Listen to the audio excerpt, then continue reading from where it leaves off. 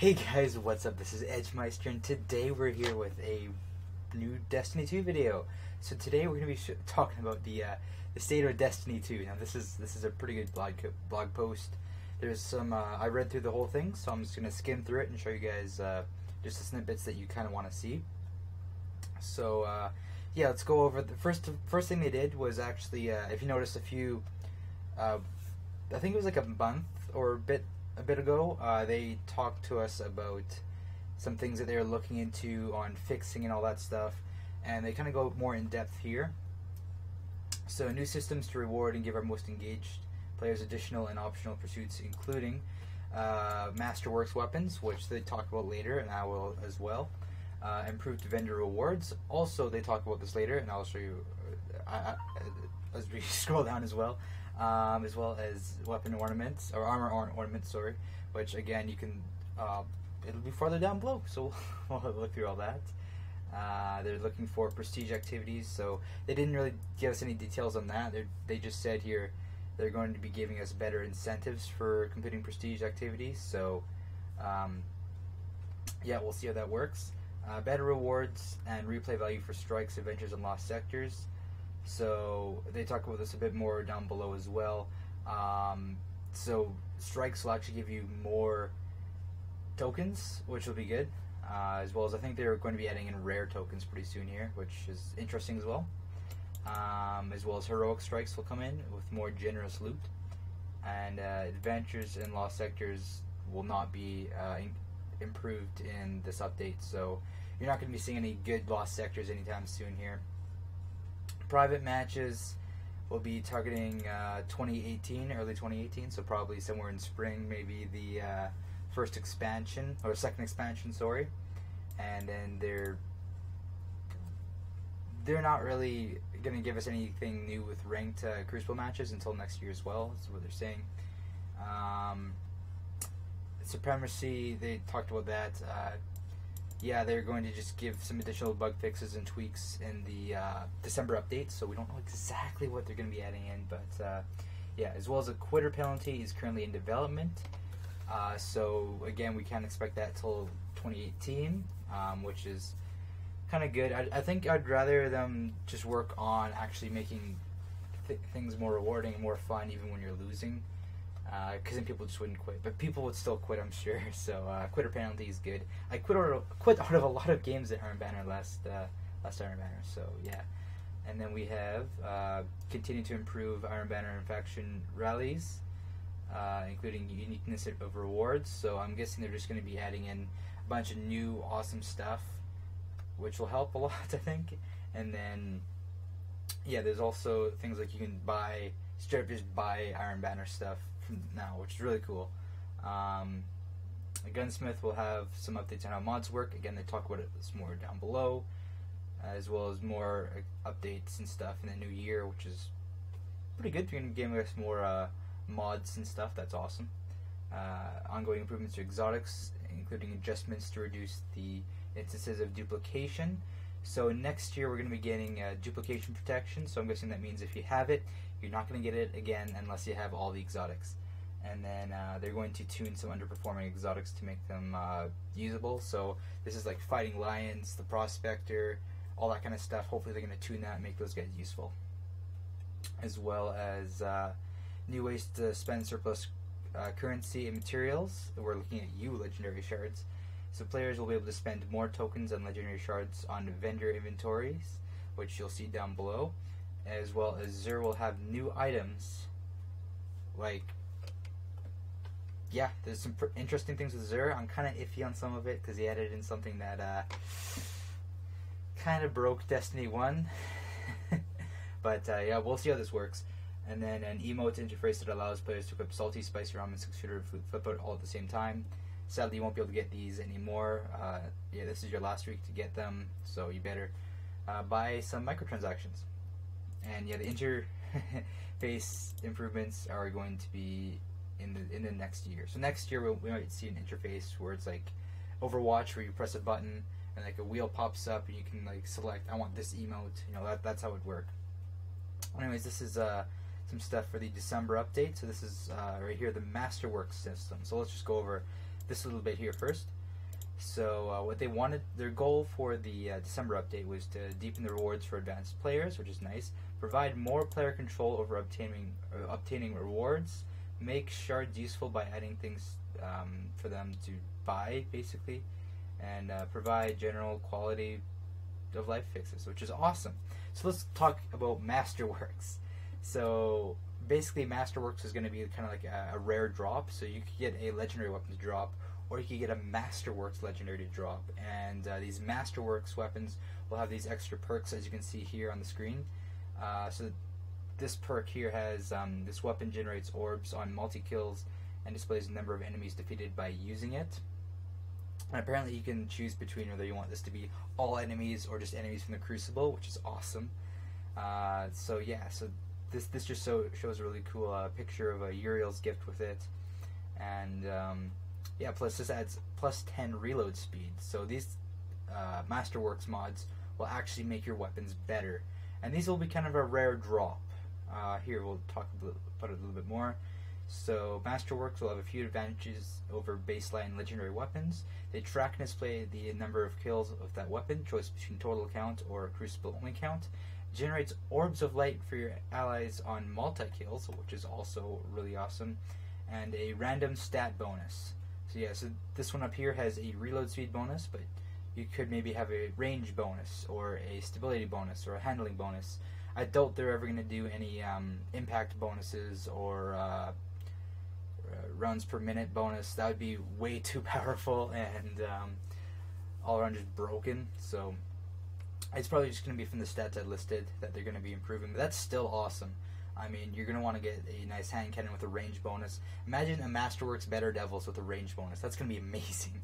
Yeah, Masterworks weapons can drop from any source of legendary weapons drop from once you're above 250 power. And unwanted Masterworks weapons can actually be dismantled into materials that can upgrade existing legendary weapons to a Masterwork. So basically, if you have a bunch of weapons that you have right now that you want to be Masterworks, like my Better Devils, what I can do is, if I get like a Masterworks weapon of a kind of like really crap gun that, let's think of a crap gun. That one Suros rocket launcher with snapshot. That's a horrible gun. Let's say I get a Masterworks of one of those. Dismantle that right away, and let's get that that Better Devils Masterwork. That's what we need to do. And I kind of like this because this kind of reminds me of shininess of Pokemon. Now, I see, like, as a kid, I loved collecting Pokemon. I loved the idea of getting shinies. If you didn't know what shinies were, they were Pokemon with different colors, and there's like 1 in 8,000 chance for one of these to drop. And once you got one of these, it's like, oh yes. But with this, it's like it's kind of like that, but it's still easy. It's going to be easier to get. It's not going to be a 1 in 8,000 chance.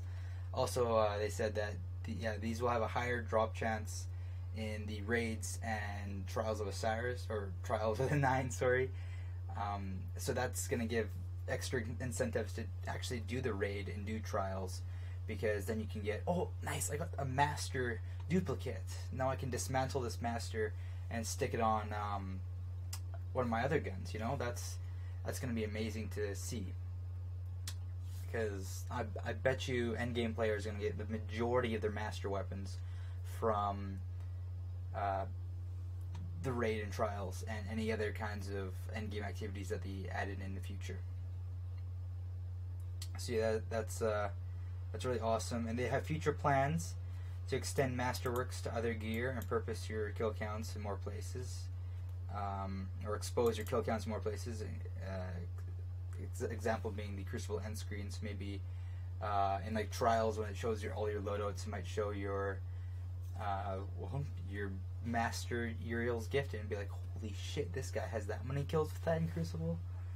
So it's just another way to kind of brag. And yeah, so these are going to be kind of like your shiny weapons. And then this is actually a GIF right here. If you noticed, it's actually kind of shining white. So it is a shiny. So this is the system that actually excites me the most, because it means that like I can just keep grinding for duplicates and hoping one of them will be a master. So like even if you have all the raid gear right now, you can say, oh, I want to get all the master raid gear. So then you go do the raid to get masters. And then if somewhere else you get a master or something that you don't like, then you can just put it on there. And I think it would be really good if they made it so that duplicates had a higher chances of being masters. So that if you had every piece of raid gear and it's like, I don't really care if this is a master or not, you can say like, you know what, I already have everything, and I'll have the raid bonus plus the duplicate bonus, so I'm definitely going to go in there and do the master. Like, that'd be really sick. And I'm just noticing this right here. This is the, this should be the Crucible only thing, and that's kind of the everything count, whereas down here is the only Crucible count. And I'm guessing this here is like no count, I'm guessing. I'm not entirely sure. Yeah, now let's look into armor ornaments. Now, first of all, right away you can see the new reward screen for Iron Banner. So I'm guessing all the weapons are going to be unlocked in the system right up here, and then you have a random chance to get master weapons. And then, as you can see, all the armor here is available for purchase. So if you don't want to spend your tokens on random weapons, you can go ahead and spend them specifically on armor, which is awesome because Iron Banner armor is amazing. And you bet once I get all the weapons, I'm just going to go straight on my Warlock, which is the only one I don't have all the gear on, and just buy everything.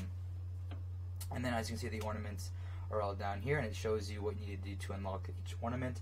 If you already have that piece of armor, so if you've grounded Iron Banner in Season 1 and you have every single piece of armor already, then you will be able to just simply win 25 matches in Season 2 and gain those ornaments. So I just want to look at the that cloak for the hunter. I'm gonna have to grind for that. By the way, if I keep looking over here, that's because that's where my second screen is, where I can see when I'm recording. If you're wondering why I'm looking over there every once in a while. So they have certain things here. So armor ornaments will be added to some existing armor sets for more visual customization without losing your shaders or mods. These ornaments will be unlocked by completing objectives specific to each set and are permanently unlocked account-wide, just like exotic ornaments. They will be applied to the base pieces that you may have already collected and can now unlock on vendors if not. In Season 2, the following sets have their ornaments unlocked for respective activities. So they have the Vanguard faction armor, the Crucible faction armor, Trials of the Nine faction armor, Iron Banner armor, all the faction armor, so the Dead Orbit, Future War Cult, New Monarchy, as well as the Eater of Worlds Raid Layer armor. So there's going to be no faction armor for or no ornaments for the actual current raid armor at all, just for the Eater of Worlds raid armor. So I'm guessing we're either going to get the exact same armor come out of Eater of Worlds, and then we're going to have ornaments on them, or we're actually going to be able to have two new armor sets come out of the raid, basically, with one just being how it drops and the other one being the ornaments. So we possibly have two different kinds of looks of the new raid armor, which is awesome. And then if you come down here, we can see some Crucible sets. Again, this is on a hunter. We also see something else new here. You see a rare token right there. So, yeah, I don't know what that means. I don't know what that rare token is for. I think I know what that might be. They talk about it later down. I'll point it out when I see it, though. But as you can see, this is hovering over a piece of armor, so you need 15 legendary shards and 10 Crucible tokens to unlock the cloak at least. We don't know if it's going to be different for the rest of the armor pieces, but you can just buy armor now. And if you look at the ornaments, which I'm just going to look at it closely, that looks pretty cool. I never really liked the Hunter armor sets for Vanguard or for Crucible, so I'm not going to be grinding for the Hunter ones, but the Titan one for Crucible looks amazing. So we'll see how that looks. So yeah, by the way, all of these have dates on them.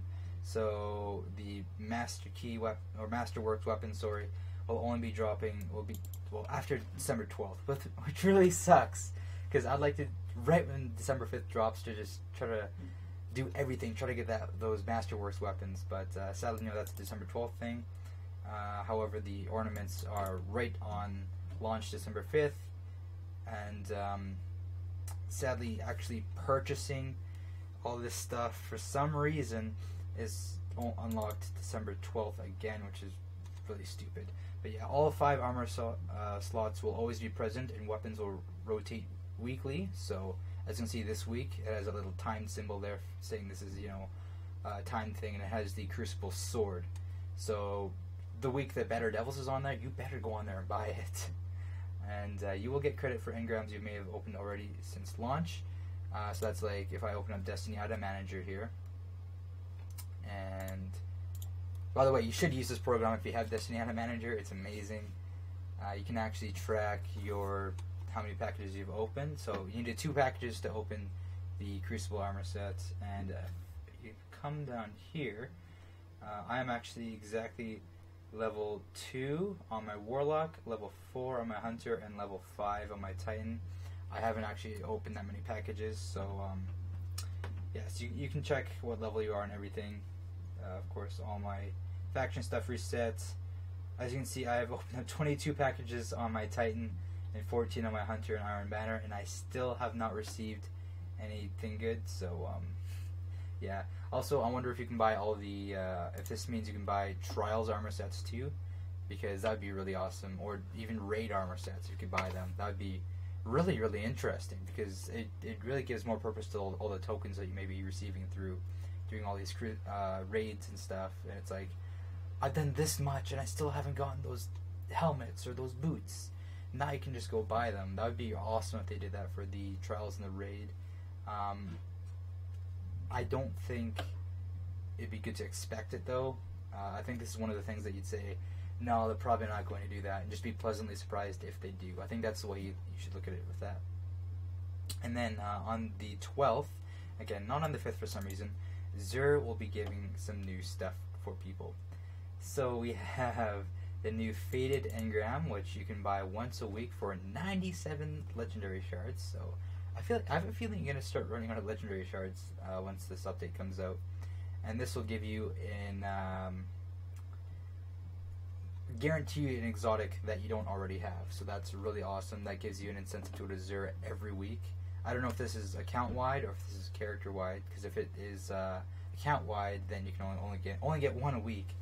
But if it's character-wide, you can get 3 exotics that you don't have at all, and every week, which is awesome. And yeah, as you can see here, they actually showcased kind of a new exotic boot for the Warlock. You have the Risk Runner, Titan Gauntlets, Warlock robes. I haven't memorized the armor names yet, really. And then you have the not the Titan. I guess those are Hunter boots, actually. And those are Curse of Osiris Hunter boots. You can tell because you have that little eye in the corner. And I'm really interested to see what they are. And then they're bringing back 3 of Coins, which kind of ruined Destiny 1's exotic run for, like, it just wasn't good. I mean, I think it does work. It would work better in Destiny 2. Instead of it being like Destiny 1 where it stacks, and then once you beat a boss, you have to redo it. It just increases drop rates of exotics instead of having them drop from bosses. And it does it for 4 hours. So somebody just increases it. There's no stacking it. It's just a simpler version of 3 of Coins.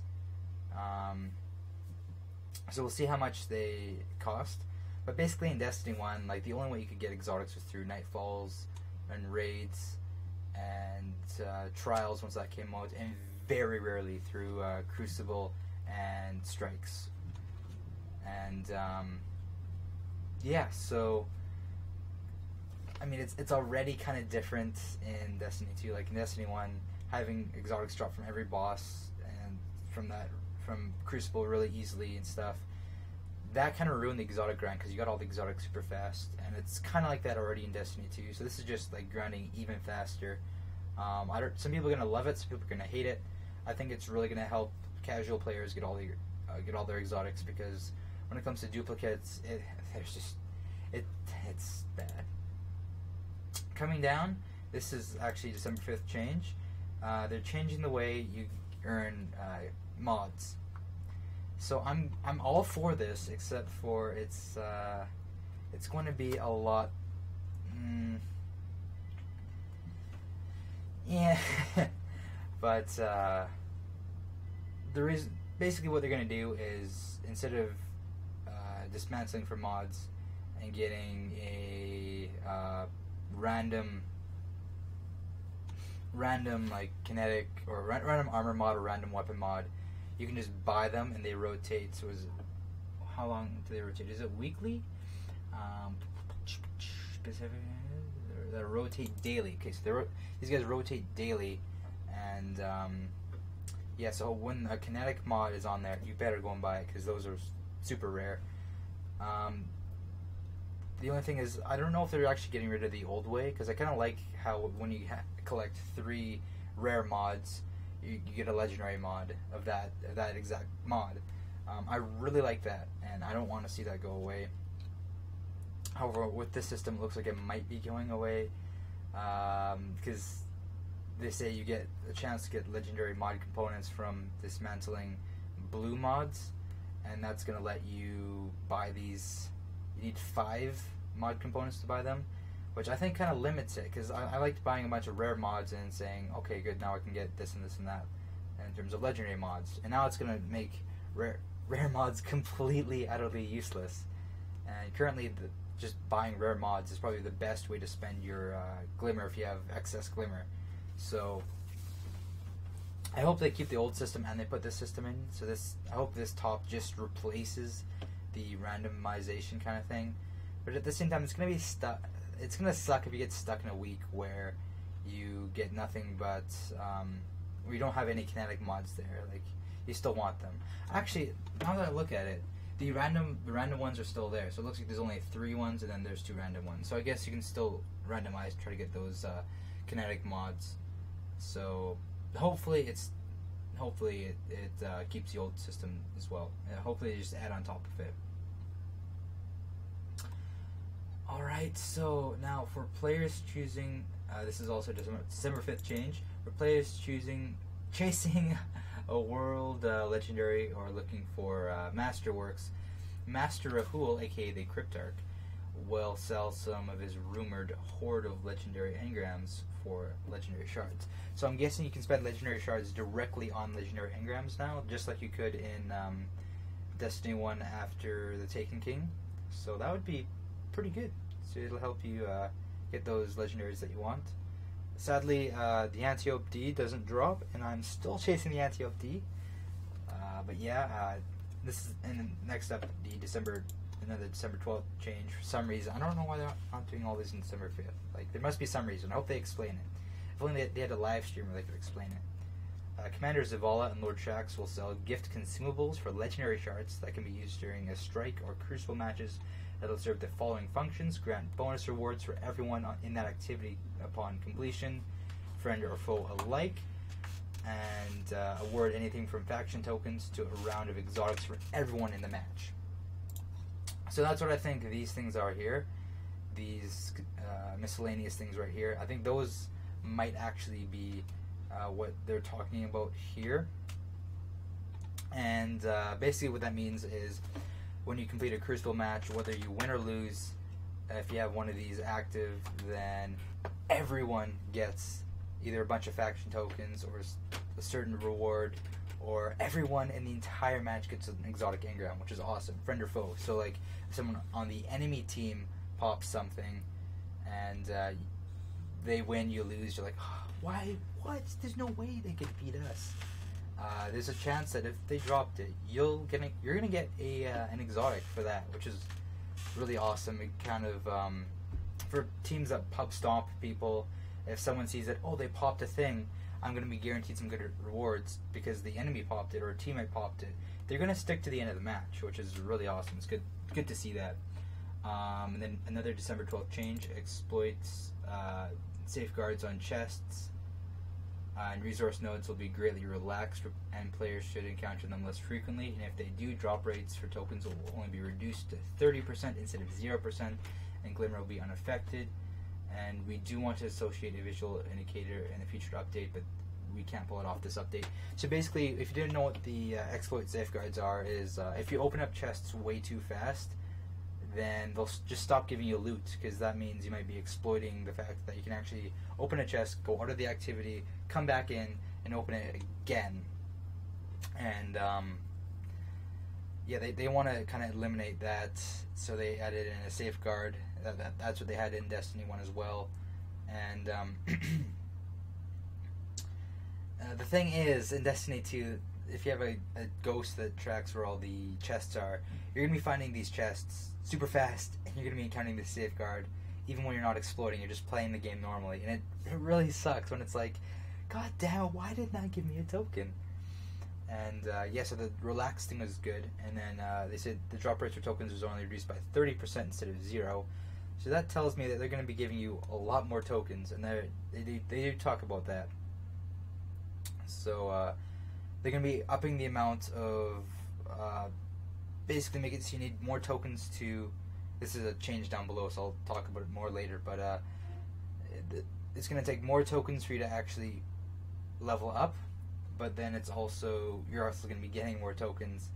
So that way, like they said, they're going to reduce the amount of tokens you'll get by 30%, so maybe you'll get 3 tokens per chest, and then you only get 2 if you start exploiting it.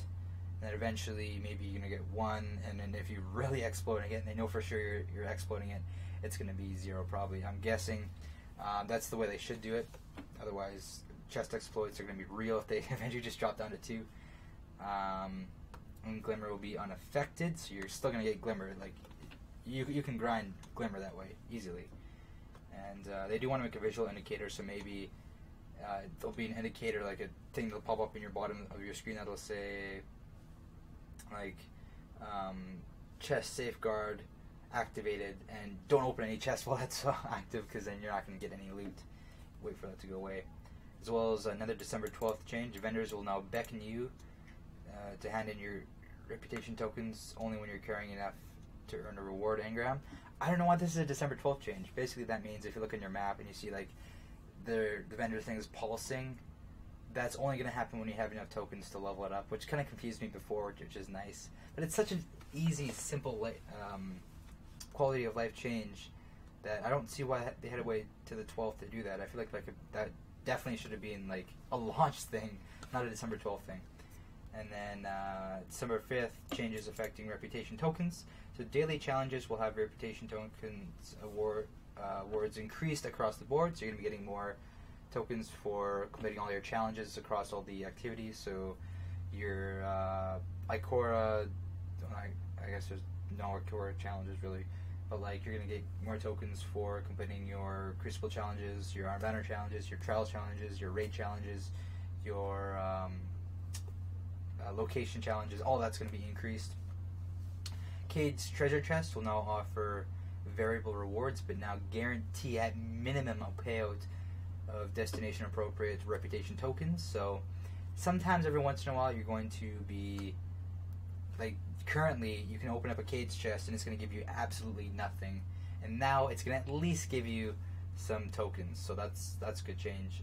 I was kind of hoping that they'd give some exclusive rewards from Cade's chest, since it's like Cade's stockpiles from a long time ago. It'd be cool if they brought in some Destiny 1 weapons and armor that can only be obtained through Cade's chests, because like that's like stockpile stuff. I think that'd be sick, but oh well. Strikes will now drop a larger amount of Vanguard reputation tokens, so strikes can be much more rewarding, which is nice. Common quality destination resource tokens will have their drop rates increased by 100%, and values per token increased as well by 50% common value tokens and 250% rare quality tokens. So we're gonna have common and rare tokens now. So the common quality tokens are the ones we have currently, and so you're gonna be getting twice as much of as them. So that, you know, decreasing by 30%. Yeah. And you're gonna have a chance to get some rare quality tokens, which is awesome. 250% chance increase for rare quality tokens, which do they even exist? Like, I've never even gotten one, so I don't even know if I think they exist. I've been playing this game since launch, and I've never gotten one. So yeah. And then on the balance, reputation required per reward engram will be increased for destination factions by 37% and Gunsmith by 50%. And Leviathan raid tokens can be redeemed at Benedict immediately upon obtaining a token, instead of requiring a full clear before unlocking. So if you are going into the raid and you're struggling, you can't be the boss, but you defeat some other things, you just get tokens for unlocking doors, you can eventually just spend those and get raid gear, which is, I think it's a good change. It's a really simple change. And I have a feeling that the clan engrams will stop giving Leviathan gear and will start giving the raid layer gear. So this is a good system to keep getting actual gear. So I don't think this is just me speculating, but I don't think once December 5th drops next week, we'll probably never get a Leviathan clan engram ever again. Just the raid layer ones until the next expansion, where the raid layer 2 is going to have stuff in there. So yeah, that's nice. And then we'll be able to see full patch notes once Curse of Osiris launches at the beginning of Season 2 on December 5th, as well as a roadmap of Season 2 content, which includes the Dawning in mid-December. So now they go and talk about XP mechanics. If you didn't know what kind of went on there, they throttled your experience. So the longer you played, the less amount of experience you'd get. It's still the same amount. It still said the same number, but it would give you. It actually give you less than that number. That number, like, just ignore that number. If it says you get 5,000 experience and you're playing for a few hours, you probably only got like 20 experience. That's over exaggerating it, but that's basically what happened. So they removed that, so now you'll get exactly the amount of experience that they tell you do, but they doubled the amount of experience it takes to actually unlock engrams. So if you're playing longer times, like if you play hours and days on end, this is really going to help you grind for those bright engrams. But if you only have a few hours to play, this is actually going to hamper you. So they're going to, right now they're rebalancing how the XP works, and they're kind of fixing that. And I mean, they shouldn't have done that to begin with. The reason why their number didn't change was because they didn't want to be caught doing it. I'm surprised they actually got caught this early on, and around the time the Battlefront 2 DLC, microtransaction drama has been going on, and this is just the worst time for people to find out. And like, Bungie, you guys really screwed up. So hopefully they fix it. Hopefully they make a better XP system. I don't think they should have done that ever to begin with, anyways. But yeah. And then they talk about the future. Going forward, we plan to continue this dialogue as openly and frequently as possible. This will be an ongoing process, one that we are committed to. This week we'll be publishing a new episode of the Bungie podcast, where we continue to sound off the current state of Destiny 2 and how we think about our communication challenges and what it takes to update the game in the wild. You'll be able to listen to it on both Apple and Android devices. Thank you for playing, being passionate about the Destiny 2 experience, and for working with us as we look continuously to improve our game and the studio communication. So that's some good words out of them, but we'll see how it goes. I didn't even know they had a Destiny 2 podcast, or Bungie podcast, whatever, so I might have to check that out. But I also want to talk quickly about kind of what I think is the main issue with kind of Bungie's direction. Is they kind of have like a vision of what they want, and that's not a bad thing. But things their vision doesn't match with the community's vision, and they choose their vision over the community's vision. And you can see that with Destiny 1 with some of the balance changes. How their last live stream for Destiny 1, where they showed off the balance patch updates for one of their latest, like where they took away special ammo when you died. In their live stream, they talked about how fans have said, we don't want you to nerf secondaries. We want you to buff primaries up to the level that secondaries are. And what they did is they gave these secondaries the ultimate nerf, just because that's what their vision was. It angered a lot of people, including me, because they acknowledged that they heard the community's vision, and then they buffed two things very slightly in the primary slot, nerfed one thing heavily in the primary slot, and did the ultimate nerf to the secondary. So they're like, we hear you, and we don't care. That's what Bungie said. And yeah, I think Year 3 and Destiny 2 Year 1, aka Year 4, Bungie's been kind of going downhill in terms of stuff, but let's see in 2018 if they can really bump it up, because 2017 is kind of the year where Bungie went from this amazing company that listened to everyone's feedback and did everything great to this kind of stingy company, and that kind of sucks because ever since, well, Bungie's inception, it's been that amazing company that's listened to its community. They added amazing community features in Halo 2 with the clan stuff, even crazier community features in Halo 3 with the file share, Forge, Theater, all that stuff. Being able to actually, upload your clips to Bungie.net and stuff, just like how Xbox DVR and the PlayStation DVR. I don't know how the PlayStation Share works, but it's the same thing. They revolutionized that, and it's funny because in Halo 2 they even revolutionized the party system, the friends list. They did all that in Halo 2. Like, Bungie's always been like a community-focused thing. Like, every game they've made has made a community with itself. It has they've communicated with the community very well. Like I said, Halo 1, I can't go back to Marathon or Myth because I don't really know that much about it. I know it with Myth 2, they had a bug where if you uninstalled it off your computer, it would like crash something. I don't know exactly, but they recalled everything, and it was like a multi-million-dollar mistake that they took upon themselves. So that was a huge thing. And then Halo, they built as kind of like a mix of like an FPS and a party game, and that made a game with like that's easy to enter, but it's hard to master, and that was amazing with Halo 1. With Halo 2, like I said, they added all those amazing online features. I think, correct me if I'm wrong, but they basically invented matchmaking. And then Halo 3, they added in like basically matchmaking, parties, friends lists, sending messages. All that was added in Halo 2, which was later added in the Xbox One or Xbox 360. And I don't think it was initially there on the PlayStation 3. I don't know if it's even still there on the PlayStation 3. I know they have friends lists and stuff now, but that was all Halo 2 that revolutionized that. In Halo 3, they added in theater mode, which is basically the next-gen console DVR, all that stuff. Like, they did that way before, again. And, of course, Forge, letting you make your own maps, file share, letting you share them, as well as your clips and everything, just like you can right now with Xbox DVR and all that, which is still like amazing how ahead they are with these community features. And I mean, like, after they've done that, like Call of Duty's copied them and added theater mode. Like, their community features set a standard that they don't even have anymore. And their updated clan stuff in Destiny 2 was nice, but I think they need more. They need more community interaction, and I think some of it actually started in Halo Reach, where everyone hated Bloom on the DMR and on the Magnum, and eventually they carried over Bloom to Destiny, and just like in Halo, everyone hated it.